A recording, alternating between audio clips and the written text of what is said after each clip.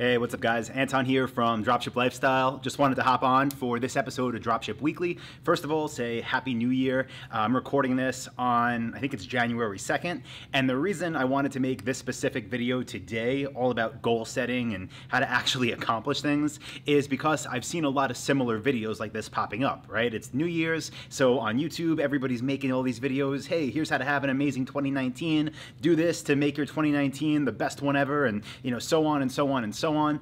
And while I love the intention of that, and I think the message is right, like there are things you could definitely do to have a better year than you had last year, I also think a lot of people are thinking too short term. So that's why, again, I just wanted to hop on the camera real quick, get you this episode of Dropship Weekly, where we can take a little bit different approach to goal setting and actually really look into the future to help make sure that this year actually takes us to where we want to get to. Because I don't know how old you are if you're watching this, you might be 16, you might be 66, but it's very easy in life to kind of get caught up doing all these little things and then all of a sudden one day wake up and think, what is this, right? Like, how did I get here? This isn't what I wanted. And I want to make sure that the things you're doing as you set your goals actually set up your ideal lifestyle, right? This is called Dropship Lifestyle for a reason. So with that being said, I'm going to share my approach for goal setting and how you can copy it in this week's episode of Dropship Weekly.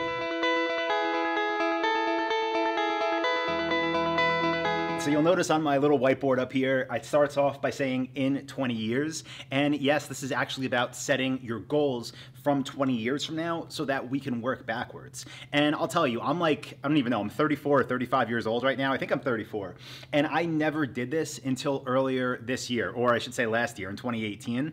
And this is because, like, if you would have asked me even 2 years ago, like, where are you gonna be in 20 years? I'd say I have no idea, because I'm not typically a long-term thinker, right? Like most people, I'm typically like, well, what am I gonna do today, right? Like very, very, kind of just short term. And I think the reason for me personally that I've always been like that is because up until a few years ago, I wasn't married. I was really never in serious relationships. I definitely didn't have a kid. Like now I have a baby, and that kind of forced my mind into this more longer term thinking. But honestly, now that I'm thinking this way, I do realize I could have done it before I got married and had a kid. So again, no matter where you are in life, I think this is definitely relevant, and it's only going to set you up for more success, whatever that means to you, in the future. So here's how I did this personally for myself. I started by looking at three main categories. Okay, I looked at finance, I looked at real estate, and I looked at relationships. Now, real estate to me really just means locations and kind of where I want to be. This might change for you, but I think these are three big pillars that you could definitely take away and use in your planning as well. So starting with finance, I looked at three different categories of where, again, I want to be in 20 years. Now, the first one that I looked at is net worth. Okay, so net worth is basically the combined total of all assets minus liabilities. So this could be things like different businesses that I own, different investments in different companies, and that's really how I think of it as an entrepreneur, right? Most of my biggest assets that make up my net worth are my companies. So I have a number. I'm not going to talk about my numbers because whatever, they're different for everybody, but I wrote down the number that I want my combined net worth to be 20 years from now, okay? So for you, I recommend you do that as well. Don't just make up a number out of anywhere, make it something that's actually relevant towards what you want out of life. It'll make this process work a lot easier. Now, the second thing that I wrote down was the annual income that I want to be at. Again, 20 years from now. So how much money do I want, to be actually making every year? This is money that could be made from different business investments. This could be made from different, stocks I own, different real estate even, different businesses that are running. But again, I just picked that number. What do I want that annual income to be 20 years from now? Now, the next thing that I looked at was how much cash do I want to have? Right? How much do I want to be liquid for?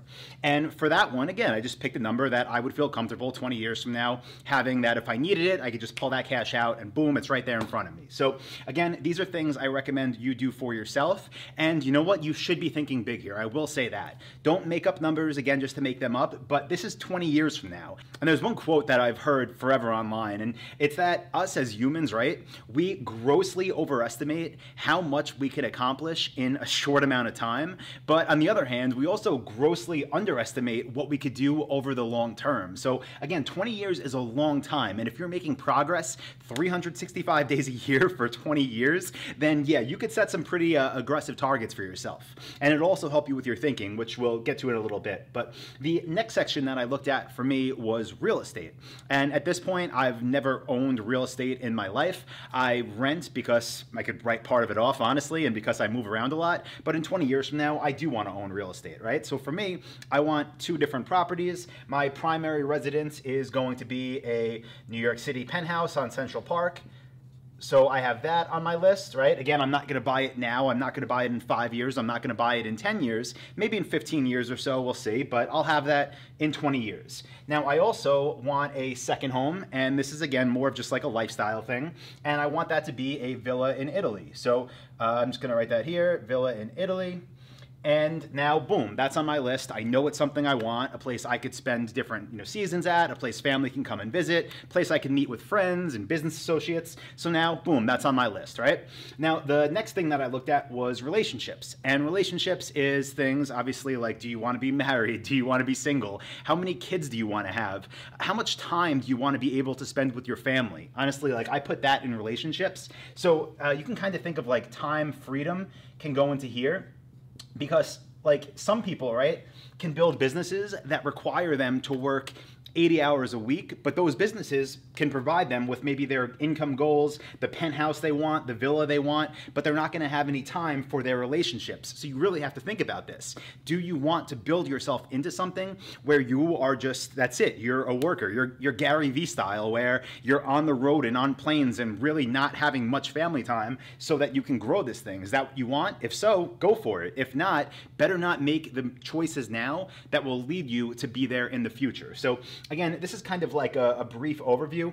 And what I did was write this all down, again, starting 20 years out, and then I worked backwards. So what I actually did is make kind of some spreadsheets, and I'll share them with you. If you look in the comments, not in the comments, in the description of this video, I'll post a link, and you can go to Google Docs, and you'll get the templates I used, so you can go ahead and make these for yourself.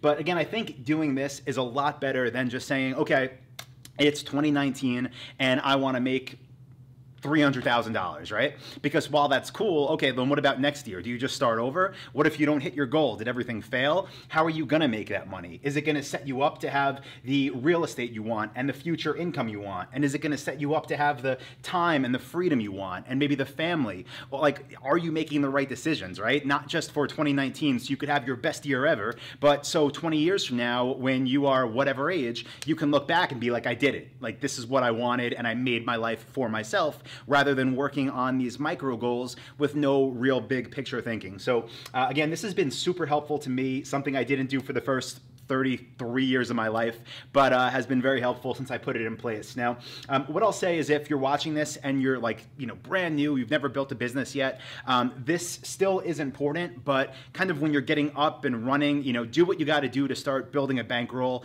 This works a lot better, at least for me, once I had some cash in the bank and I kind of had a safety net, because then you can focus on those kind of bigger swings. But again, that's the beauty of this, how we really do underestimate what we could do over the long term, because even if your goal seems so aggressive and 5 years from now, let's just say you start on this now and 5 years from now, you're still nowhere near where you want to be in 20 years, well, guess what? You still got 15 more years. And like I said, if you're making progress, it's going to compound. It's going to help you get your goals. If you don't do this right now, if you don't set anything long term, if you just continue to live your life day by day and year by year, then guess what? In 20 years, who knows where you'll be? At least this gives you a framework. It gives you a target. It gives you something to kind of frame every action you take towards getting there.